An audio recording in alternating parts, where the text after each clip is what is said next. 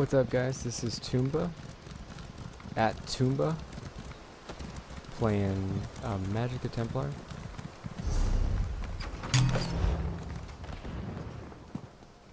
About to go save the Chalamo.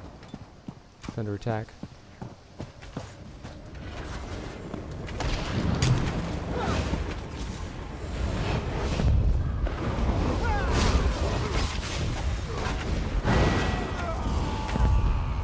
Just showing you how this build works.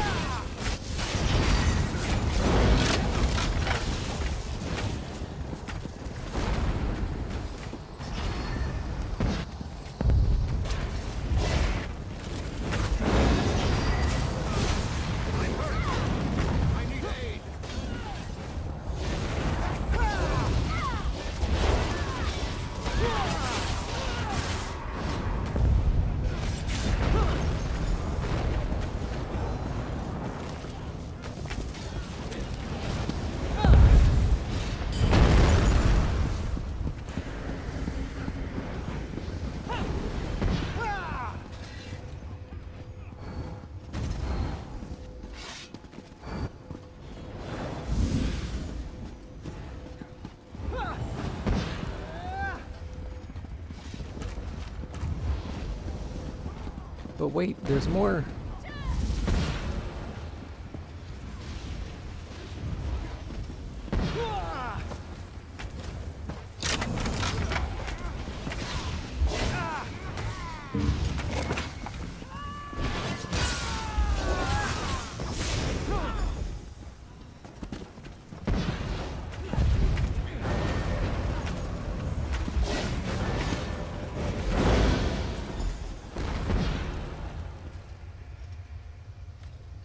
I think that's all of them.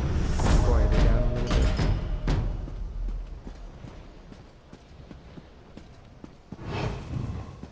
bit. Okay, so while we sit here and wait for this D-tick, I'll explain the build to you. It's a Magicka Templar. I have crap for stamina, but a decent pool of Magicka and a ton of health. I'll explain why I have so much health. My resistance is decent. Pull my stats menu and show it to you. 36k health. Yeah. 36k health. 38k sometimes. Just wait till you get the well and you get like 40 something plus. I put 34 points in health and 30 in Magicka. And I'll explain why I put so much in health. It's basically from Blazing Shield. Blazing Shield gives you a bigger shield based on the health you have. And the shield does more damage based on how big the shield is.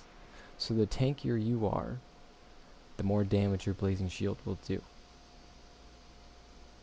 It's fairly simple, but very effective. Having a nice Blazing Shield, you can just spam it sometimes. As people do damage to you, you'll do damage to them. And then you can puncturing sweeps to get your health back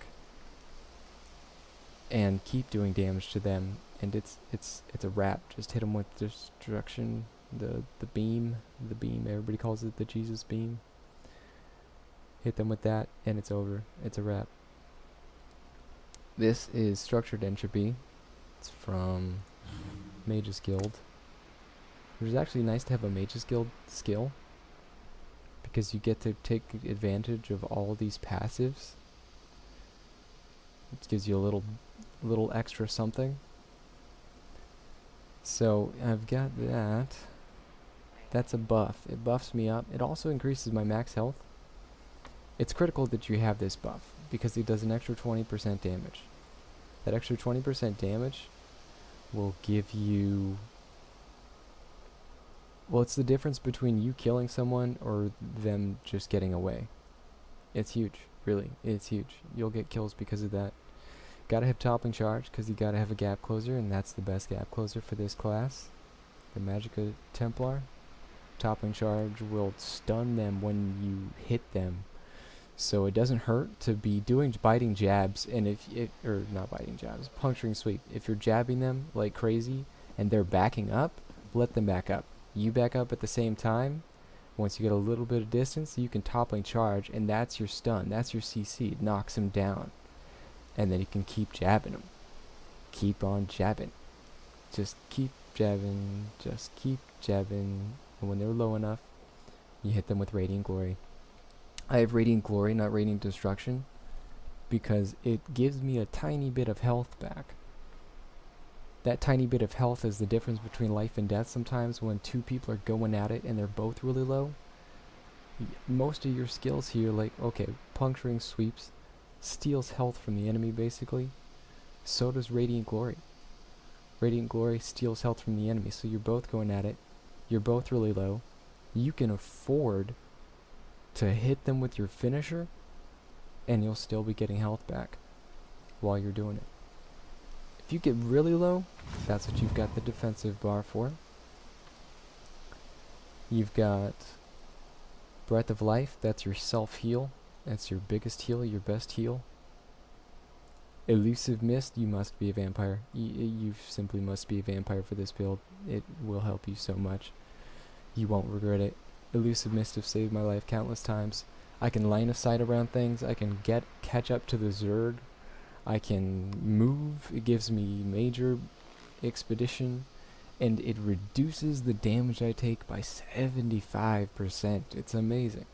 It's amazing. I can't tell you how many people I see using this same combo, Breath of Life and Elusive Mist. It's incredible. They worked so well together. And I have Ritual of Retribution, which is restoring light. Fourth one down. This skill does a lot of different things. It throws out a little bit of damage to everyone that's in this huge circle. Does damage. It's a purge. It's primarily a purge. But your buddies have to synergize it. When they do synergize it though, they get a lot of health back. They get health back, and when you throw it out, you get major mending. You get an extra 25% healing done. So your Breath of Life is 25% stronger. You throw this out when you get really low and you hit yourself with Breath of Life. And you're going to pop back up and people are going to be so pissed because that guy went from empty to full in like no time at all. It's amazing. And then you hit Mist Form. And you Breath of Life. And then you Mist Form. And then you Breath of Life. It works. I'm telling you it works. Just trust me. Back to the skills. Here we have Reflective Light, which is the first skill in Dawn's Wrath. It's a triple fireball. You throw out 3 fireballs, and the best part about this skill is it slows the targets down. So if our Zerg is trying to catch up to another Zerg that is running away from us, they're trying to escape our wrath, you hit them with Reflective Light. You just keep throwing it out. You're going to slow their tail down, and those stragglers are just going to get caught by your Zerg. That wave will roll right over them and swallow them whole. It's amazing. This skill is just amazing. I love it. I love it. And of course I've got Aurora Javelin. Every Templar should have his Javelin. This is maybe my favorite skill sometimes. I like hitting people off the oil line. You can reach them on the oil line from here. You can reach anyone on the oil line from here. It's quite easy. And you knock them down. And you've got, remember, you've got Reflective Light. It's a dot. It does damage. It hurts the longer it's on them. So you hit them with a few of those fireballs, and when they're like halfway down, they're halfway low, and they're thinking about throwing their Breath of Life, their self-heal, you hit them with the javelin, knock them off the wall, they're falling down, they can't do anything, they hit the ground and they die. You get AP. It's nice. The javelin is very fun, and when you're outside the keep, and they pop their head up on that ledge to shoot you, You can hit him with the javelin, knock him off and outside the keep, and kill him when we're on the ground.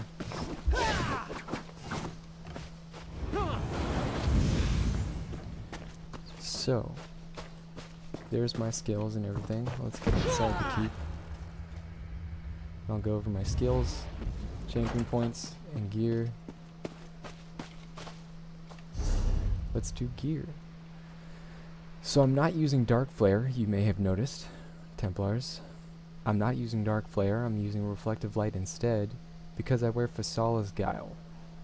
Fasalla's Guile, that mine, reduces the enemy's healing taken by 60% for 2 seconds when they damage me with anything but a damage over time effect. Specific damage over time effects. Certain ones, like if you see Caltrops, run into it. Strange, I know. If you see enemy Caltrops, run into them, and whoever's Caltrops they are is defiled by 60% for 2 seconds for however long you're inside those Caltrops. Or that Ritual of Retribution I've got, that will proc this too. It's not a damage over time that's a single target. If it is like a damage over time that's a single target, pretty much, that will not proc the Fasalla's Guile. But pretty much everything else, which is like everything in the game, it's gonna proc Fasalla's Guile. You've got a plethora of abilities which will proc Fasalla's Guile, and that will do amazing things for you. That's how you kill. Your befoul is way stronger than the disease damage one. That does 30%. This is 60%. That's twice as much. That's a huge difference. That's a massive difference. You will kill healers that have amazing regen with this. As long as they're not on full defensive mode, just Breath of Lifing, they're proccing this ability and it's getting them killed. And they don't realize it. It's beautiful. This build works. I've got Malubeth on. I highly suggest you get Malubeth if you have any will to do Wayrest Sewers, I think it is, over and over. To get Malubeth, it's worth it. It's worth it because this helm and shoulder will save your life. Save your life. Countless times. I'm telling you, that purple beam when it comes out means that the healing you receive increases the healing you receive by 30%. And all you have to do is stay kind of close to that target that's getting the purple beam, and it's stealing a little bit of health from them, and it's got a decent chance of proccing. It's not too bad. So we got Fasalla's Guile, Malubeth, and Willpower Jewelry. I highly suggest you get it in Arcane. It will definitely help out your resources. You want to focus on regen, Magicka regen, more than anything else. No more than stamina regen, more than health regen. Nobody cares about your health regen, because you've got Breath of Life and Purifying or Ritual of Retribution, I mean, which is beautiful. It does beautiful things for you. Your health regen does not matter. Your stamina regen, on the other hand, would be nice if you had more. Would be nice if you had a bigger stam pool. But this is a Magicka build. Let's not kid ourselves. You're a Magicka player, and this mist form will keep you from being CC'd. So as long as that's up, they can't hit you with your CC. If you remember, like, you just get CC'd, and your CC immunity goes away, and you can't pop an immovability potion, mist form. Mist form at that right time, and you'll see that javelin come in, you'll see someone's wrecking blow come and try to knock you off the ground, and it's gonna do nothing, because you misformed, and you did the good thing. You did the right thing by misforming. But you can't win them all. You will get CC'd sometimes. Helps to have some immovability potions. Always go with the stamina one. Always. Help some spell power potions. This is when you run out of Magicka and you need some Magicka back. You got some Magicka, some crit, some spell power. You gotta have these. These are critical. Essence of detections. You saw how I found that other guy. That Nightblade went dark on the wall, tried to save his life. This is the death of Nightblades. Make sure you are running some pots of detection. And have some invisibility pots of your own, because even though you're not a Nightblade, you can still go invisible. And this gives you a little bit of major expedition as well. Remember, your disease damage is a little stronger, so I like to carry meat bags. And I have cheap stamina potions just for when I'm sneaking around and I want to keep sneaking and keep moving. I can pop a detect pot if my stamina gets low. This is your health pot, by the way. Your essence of immovability is your health pot, because whenever you need health, it's nice to have immovable at the same time. And okay, I'll explain champion points and explain how my healing reduction abilities are better than most. And this is how. The Shadow Tree, Befoul, increases the effectiveness of healing reduction abilities. I've got 49 points into it. That gives me about 19% healing reduction. It's amazing. Does really good disease damage, I guess. Really befouls the enemy. It's dirty. So most of my points are in damage. As to like elemental expert, I've got 84 points. I am max champ points, so you know. I've got most of them into elemental expert so that I can do damage. It increases my magic damage. I've got just a little bit in critical and just a little bit in spell pen. Not more one or the other, but a little bit of both, just to give myself let's explain it this way. You get more out of your champ points the more you spread them out. You don't get very much out of maxing it out. You get a little bit extra, but not a whole lot. Like, for instance, I get more out of the 16 points I put in spell erosion than I would damage-wise if I put those 16 in elemental expert. So I've also got 44 points in thaumaturge. This is critical because I use a lot of puncturing sweeps and I use a lot of reflecting light. That's how I do my damage. Those are all dots. The thaumaturge increases the effectiveness of my damage over time effects, and it really sucks that this is in the ritual tree. This is a stamina damage tree. I don't really care about getting my extra weapon critical, but I have extra weapon critical. Yay. So I've got those there. I have 12 points in the steed just because I was pretty much getting rid of those extra points. I could maybe move them from there because they're only giving me 4 points in spell resistance.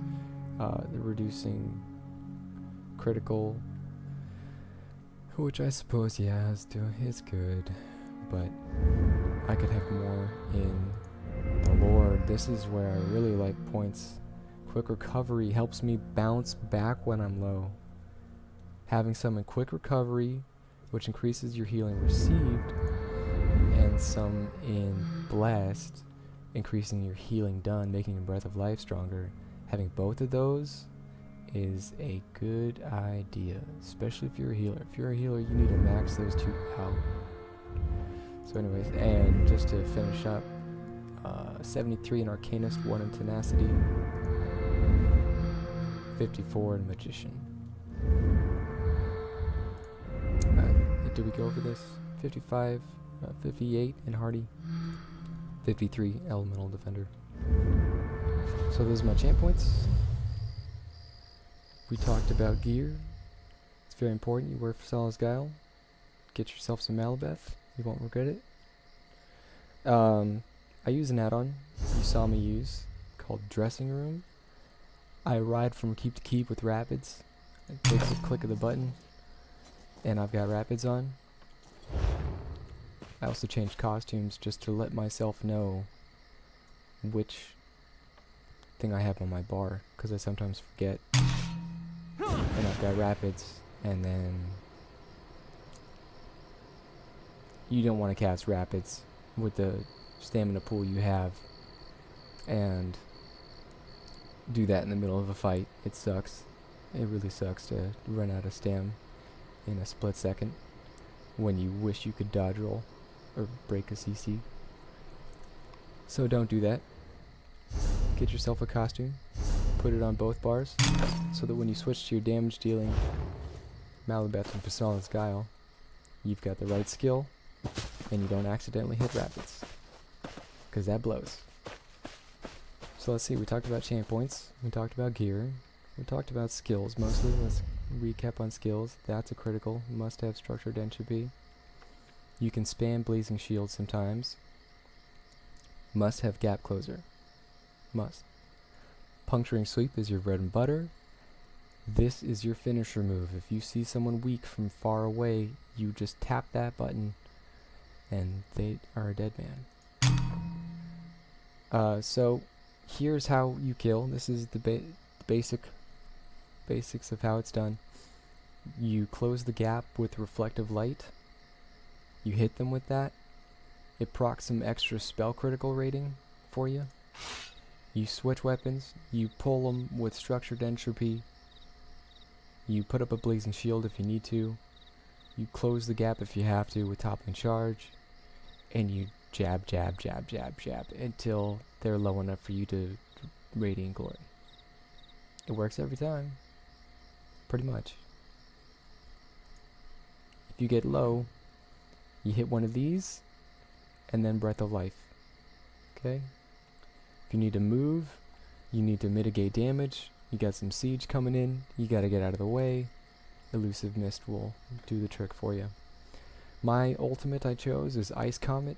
It's a whole lot more maneuverable than Nova is. Nova's great for huge parties, blocking a hallway or tunnel, but Ice Comet will throw people up in the air nicely, does great damage. It's got a dot to it, which I like a lot. Like it much. And I use Empowering Sweep because it's a low cost ultimate. Only costs 72 ultimate. And it allows me to deal magic damage to everything that is around me. So, let's say my ult's not fully charged for Comet. I can't use an Ice Comet, but I've got enough for this.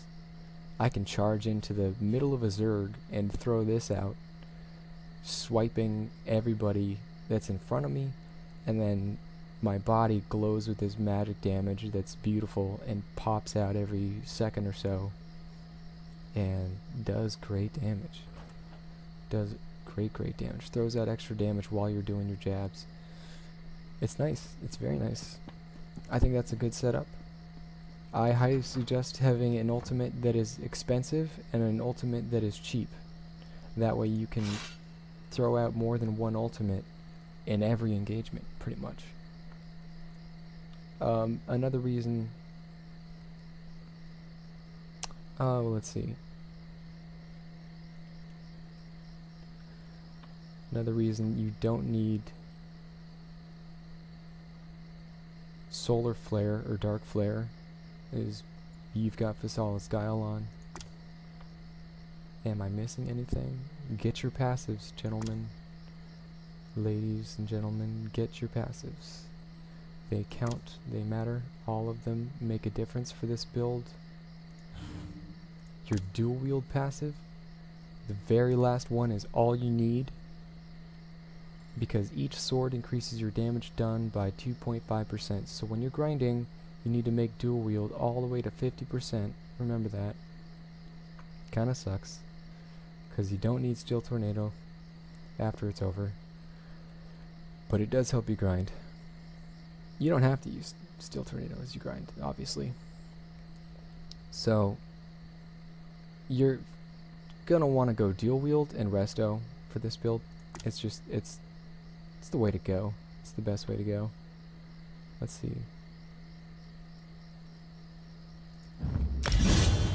that. And you don't need the last one in resto. Don't need that, because you're not using any resto spells. You're going to want all your heavy armor. I've got all my light because I sometimes use Scoria and Vicious Death. I use Vicious Death sometimes. I just switch to it. And you can see it. If I take my costume off, it didn't switch. What?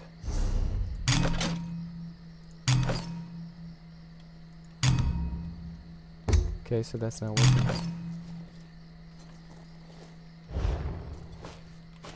Never mind.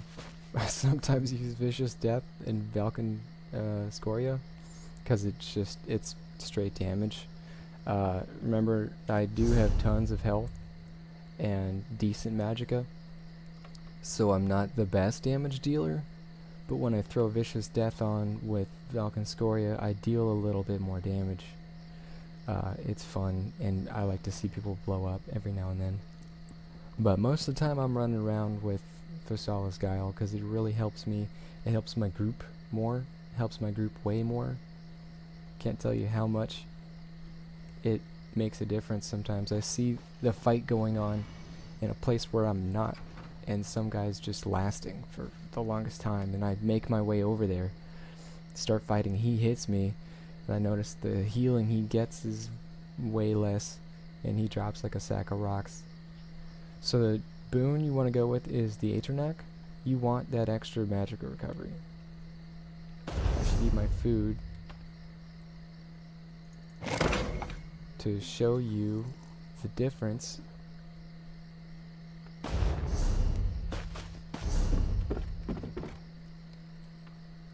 My magic recovery is now 1882. Much better from 1100. The food I've got is Orzorga's Red Frothgar. That's max health and magic recovery. It is the way to go for this build, because it'll give you that extra magic recovery, increasing your sustainability in a fight by a lot, by a whole lot. If you go max health and max magicka on this build, your magicka recovery is gonna suck, and you're gonna be using your resto staff to get your magicka back like every single time in a fight. Like every 5 seconds you'll be pulling it out, when it's not worth it. You shouldn't have to keep using your resto staff that much. So alright, yet another lovely defensive Chalamo, and this is the build that you want to be playing from now on, because it's amazing. You can solo, you can one-on-one rather well with this build, you can take resources with this build, all by yourself. It's very effective, really. It's quite effective. So this is it. Yep, I hope you liked it. I call this the Caesar, by the way. The Caesar. Mostly the outfit. But anyways. Have a lovely day, ladies and gentlemen.